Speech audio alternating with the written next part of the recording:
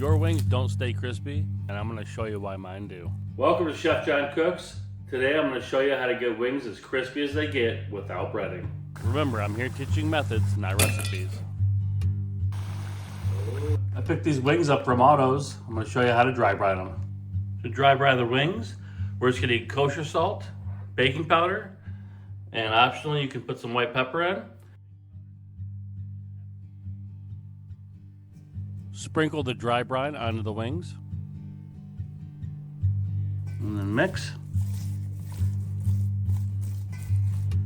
Next step is to lay the wings out on the parchment paper. Once our wings are laid out, we're going to refrigerate them overnight, ideally 24 hours, to allow them to dry brine. This process dries the skin and keeps the meat moist. Once the wings are brined, we're then going to roast them at 275 degrees for 90 minutes. One rule, render, then fry. I like to do a 3/8 inch cut on my french fries for coated fries. That leaves enough surface area to have a nice crispy exterior while leaving the inside nice and fluffy. I first toss the fries in a light coating of flour. I make a thin batter from water and flour and simply season it with salt and black pepper. However, you can follow this technique and season it however you want. Here you can see how light I have the batter. For the first fry on the wings, I like to fry them at 360 degrees.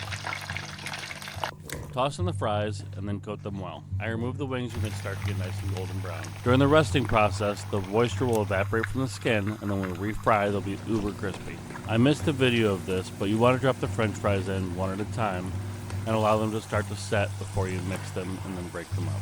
Some of the fries will stick to each other. The fries are done when they begin to float and they get nice and golden brown, just like those.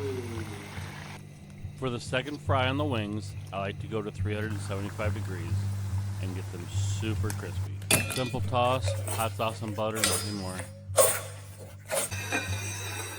Time to plate.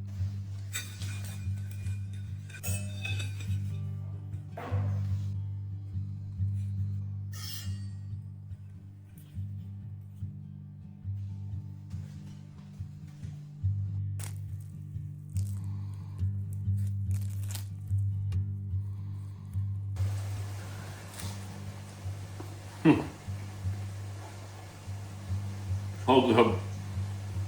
Love it tender.